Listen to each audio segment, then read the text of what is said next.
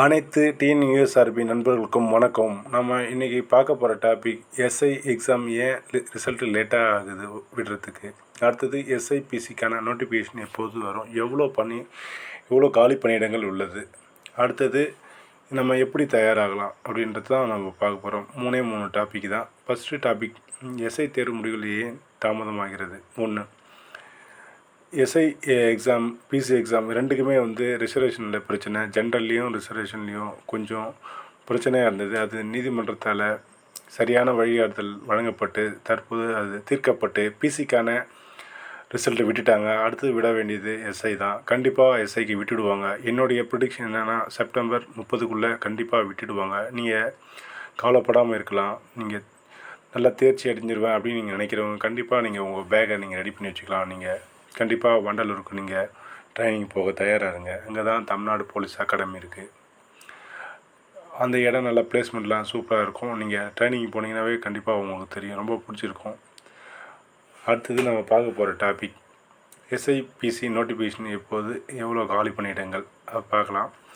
இப்போ கொரோனா டைமில் 2 வருஷம் எக்ஸ்டெண்ட் பண்ணாங்க. அதனால் 2 வருஷம் கூடுதலாக எல்லாருக்குமே எக்ஸ்டெண்ட் பண்ணாங்க. ஸோ அதனால தான் நமக்கு நோட்டிஃபிகேஷன் குறைவாக விடப்படுகிறது. இப்போ இந்த வருஷம் பார்த்திங்கன்னா இந்த 2024 ஏப்ரல்லேருந்து பார்த்திங்கன்னா நிறைய ரிட்டையர்மெண்ட்டு, நிறைய பேர் வெளியே போயிட்டாங்க. அதனால் நிறைய நமக்கு வேகண்ட் இருக்குது. நீங்கள் கவலைப்பட தேவையில்ல. நிச்சயமாக உங்களுக்கு நீங்கள் எதிர்பார்க்குற நோட்டிஃபிகேஷன் கண்டிப்பாக வரும். என்னை பொறுத்த வரைக்கும் எஸ்ஐக்கு நான் ப்ரிடிக்ஷன் பண்ணுறது ஒரு 800லேருந்து ஒரு 850க்குள்ளே, மினிமம் 800ஆவது இருக்கும். அடுத்தது பிசியை பொறுத்த வரைக்கும் நான் ஒரு 6500 ப்ரிடிக்ஷன் பண்ணுறேன். நிச்சயமாக அது எனக்கு நான் எதிர்பார்க்குறது என்னென்னா ஒரு 10,000 இருக்கும்னு நினைக்கிறேன்.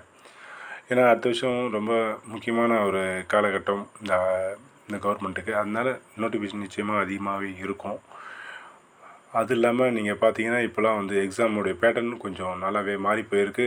நான் போகும்போதெல்லாம் பார்த்தீங்கன்னா ஒரு ஈவெண்ட்டு நீங்கள் விட்டுட்டிங்கன்னா உங்களை வெளியே அனுப்பிச்சிடுவாங்க.